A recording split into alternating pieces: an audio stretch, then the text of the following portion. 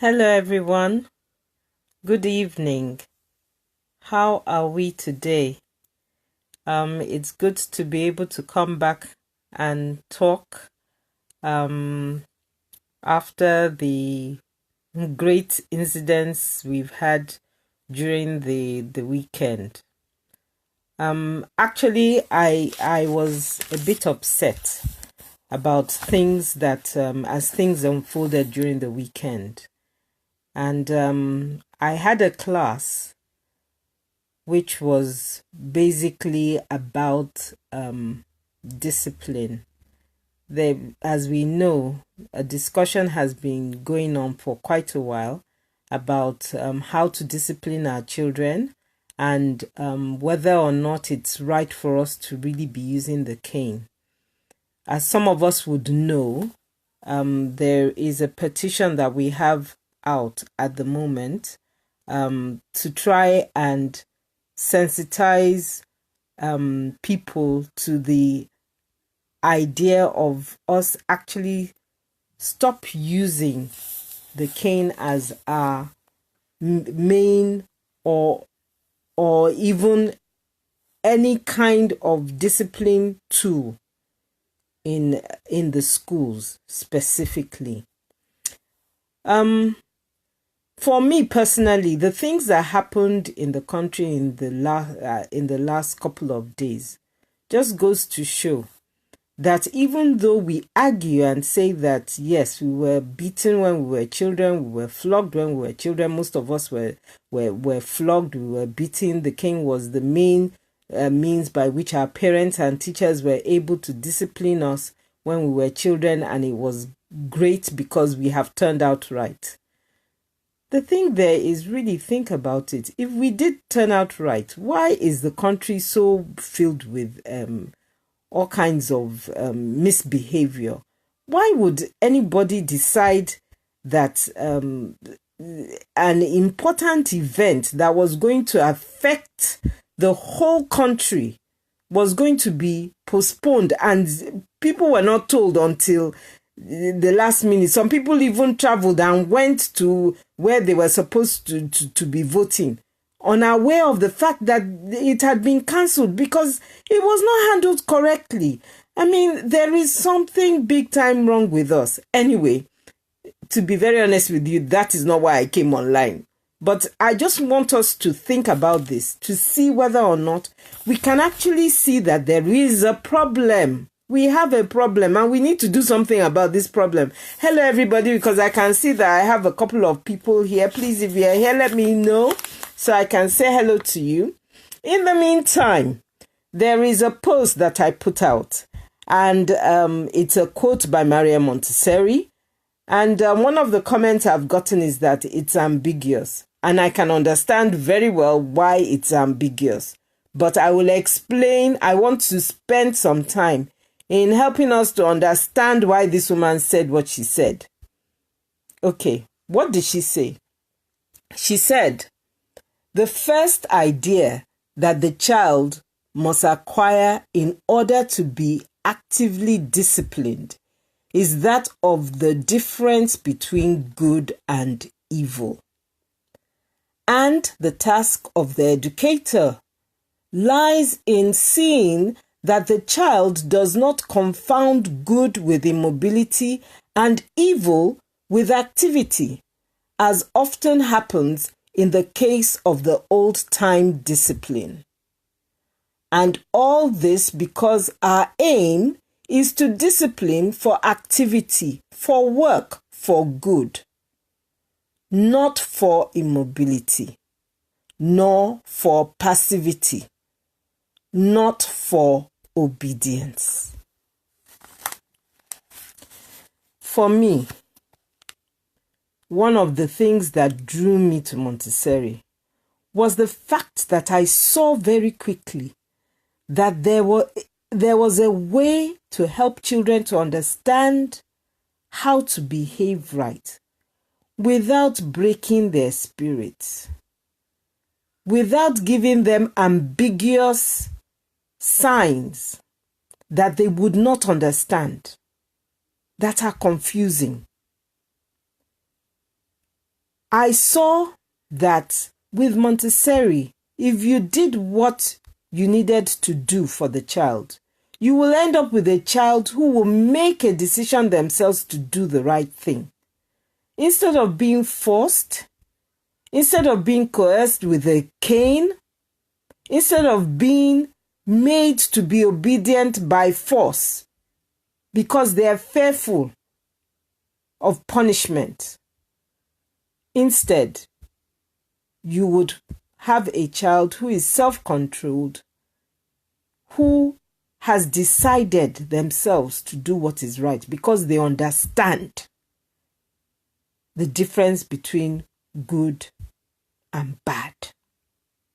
And that's exactly what Maria Montessori is saying here. Now, I want to take this step by step so that we can at least begin to have a better understanding of what we're talking about. For me, everything starts with us, where we are at, what we do, the adult, the parent, the teacher, the school owner, the adult. In order to have disciplined children, the adult must be disciplined. The adult must understand what they're doing. And that is what Maria Montessori was talking about. What was the first statement that she made? Let's break this thing out. The first idea that the child must acquire in order to be actively disciplined is that of the difference between good and evil. She's saying that the first thing that a child needs in order to be disciplined is to understand the difference between good and evil. The child must be prepared, must be taught, must be trained. It means that you need to be intentional. You need to plan. You need to decide what you are going to teach this child, these children in your school, your child at home. What are the values that you want to give that child? And those values must, in the simplest terms, be able to show the child this is good, but that is bad. The child must understand that. You want a disciplined child, teach them the difference between good and bad. Not forcing them to do the good thing. Not correcting and beating them up after you did not even tell them what good was. They don't know the difference between good and bad. But when they do the bad thing, we start shouting, screaming, beating them up. No, the first idea towards discipline, the growth of the child to become disciplined, is for the child to know this is good, this is bad. That is the first thing that Maria Montessori said. Then she goes on to say, the task of the educator lies in seeing that the child does not confound good with immobility and evil with activity, as often happens in the case of the old-time discipline. What is she saying here? This is where the ambiguity starts coming in. Joke, how are you? Thank you so much for joining me. I know that there are a few of us here. Please let me know who you are. Thank you so much for joining. So, she is saying that there is no way that the educator does what they're supposed to be doing if they are confusing. That word confound it means mixing up things. It means confusing things. The child must never be confused about what is good and what is evil. We need to be careful about the messages we're sending to these children, because it is what we do. It is how we behave. That is what sends messages to their brain. What was Maria Montessori really saying here? Let me try and explain. She said the child must not confound good with immobility, meaning that the child should not be confused that to be good, they should stay and not move. Why is this important? It is important because movement is crucial to a young child. Forcing children to sit down and listen to you, the teacher, especially in schools. When you are dealing with nursery-aged children, early years, is absolutely wrong.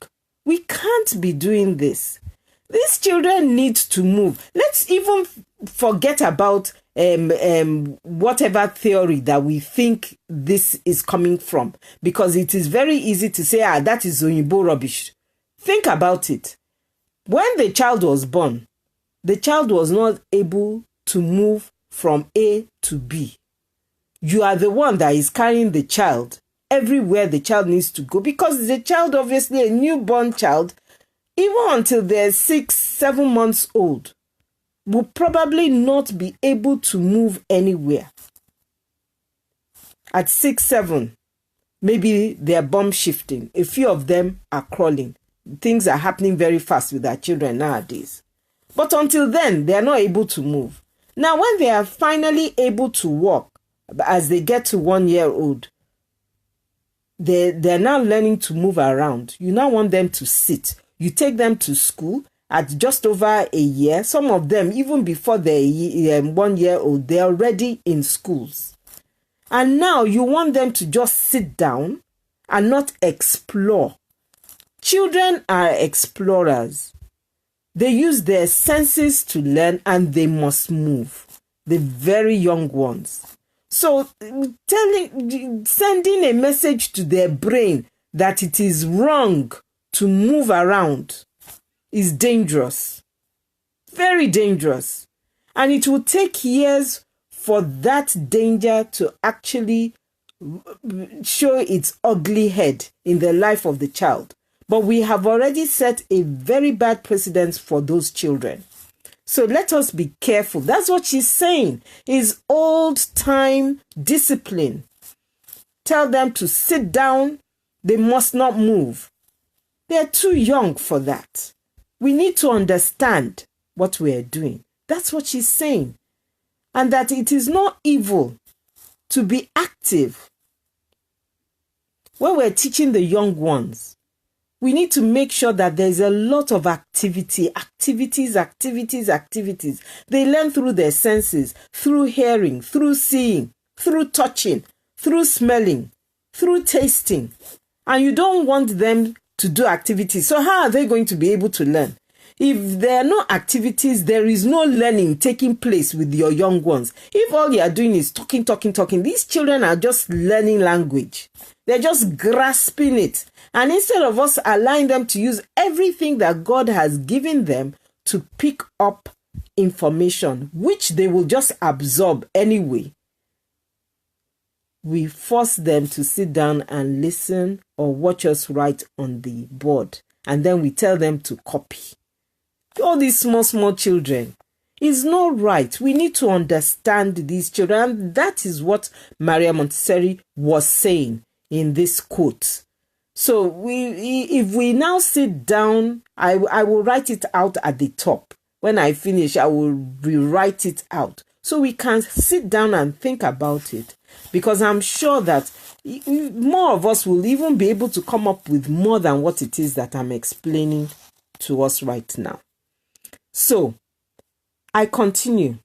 Maria Montessori went on to say, and all this because our aim is to discipline for activity, for work, for good. The aim of the educator is to discipline for activity.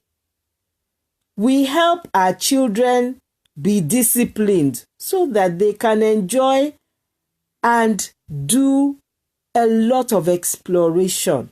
If a child is not disciplined, then activity cannot happen.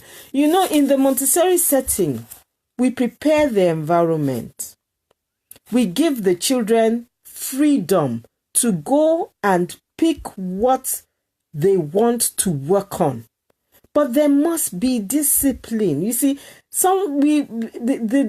is the beauty of Montessori. If we don't understand what is going on, then we think, it doesn't make sense, because it doesn't make sense with the old style discipline. The way Montessori works does not make sense. But our goal is to help the child learn the way they can learn best. So we are disciplining them for different purposes. That's what she's trying to help us to understand, so that the child can learn the way they are meant to learn. Children come to school. The reason why do we take education so seriously? All over the world, education is serious. It's serious business, and it should be serious to us. But it's not just for academics. It's so that children can learn about their world. It's as they learn about the world that academics comes into play. And in order for them to learn properly, they must be disciplined. But what is the aim? What is the purpose of this discipline? The purpose of the discipline is for activity, for work. It is not for the things that we think it's for. It is so that the child will know the difference between good and evil, good and bad, so that they will do what is right. When you now say it's time for them to go and pick, they go to the shelf, pick whatever work they want to do, the child will go and do what they're supposed to do, because you have prepared them. You have intentionally prepared the environment. You have gone over what your expectations are. Children are lovely beings. If you will just respect them and let them know exactly what it is they're supposed to be doing, they love to work. And once you have prepared them, they will be disciplined enough to go and do the work. People always ask when they come into Aglo Montessori school, how come these children are well behaved? They're not making noise, and they're going to take their work. It's not that the teacher is there in front of them teaching them all the time. Most of them are doing their own different activities, especially our 3 to 6 year olds. They're doing their own different work. Sometimes they might decide to work together. Sometimes they want to work on their own. At that age, most likely they want to work on their own anyway. We need to respect these children. But because they have been prepared properly, they will just go ahead and do the work that they've gone to pick themselves. And when they've finished it, they will put it back. All these things we teach them. We prepare them for the work, for the activity that they are supposed to be doing. And the children will go ahead. They will do it. We are preparing them for what is good. What is good, you teach them. And you teach them through practical life, through grace and courtesy specifically. The children learn social cues from these lessons. And so they know what is right. They will do it if you have prepared them. If you have intentionally thought through, what do my children need to know? And you go through it with them, they will learn it. But if we don't go through it with them and all we're doing is screaming and shouting at them or beating them up, we're sending them the wrong messages, and they are not going to learn what they need to learn. And that is what Maria Montessori was talking about. Finally, she says, not for immobility. So we are disciplining our children not for immobility, nor for passivity, nor for obedience. So the goal, the aim of discipline is not so that the child will be immobile, will not move. If that is what we are doing, and we know some of us do this, is old style discipline, is old style education skills, teaching method. It is not right. You cannot make the children sit down from the beginning of the day to the end of the day. Our legs were made for walking. They were not made for sitting. Yes, it's good to sit, but not all the time. And it now cannot become a sin that the child wants to stand up. Remember, sometimes you go for these seminars and the person running the seminar will say to you, if you feel like standing up and moving around, please get up and move around. Why do you think they say that to you? Have you never been in one of these seminars where they tell you to do that? And yet we will make our children sit down for 1 hour, 45 minutes, 50 minutes, depending on how long our classes go on for. They can't stand up. It's not right. It's not fair. Sometimes in some schools, they can't even get up to go to the toilet. They have to wait until that bell goes. We need to be careful, because these are the reasons why our children misbehave. Because the standard, our expectations for them is way above what it is that the child can deliver and what is fair to the child to deliver in any case. If we want our children to be well behaved, we need to make sure that we are not sending wrong messages to them. Immobility is not part of discipline, okay? To be passive is not part of discipline. In order for our children to learn, they need to be engaged. They need to explore. So why is it that we just want them to sit down and go like this and be listening to us? No. That is what is creating the problem. If we look at these things and we change them, we tweak the way that we are presenting our lessons, our classes, even in these small tiny things that I have spoken about today, you'll be surprised at the difference that you will see in the children. The misbehavior will stop and the children will be disciplined. I just wanted to take this small, tiny bit of what Montessori says to open our eyes to what discipline could be like. We tend to worry ourselves with tools. There are so many tools even within what it is that I've spoken about. But tools will come. Tools will come. But first for me, it's understanding, because when there is understanding, it is easier to use tools. I can come here and read out all the positive discipline tools that are available, and there's so many. But I know that it's not going to work for the person who has not even understood why. And I hope that this conversation will help us to start understanding why. Please, if you have any questions, ask. I will answer them. I can see, Joke, you're asking me to write out.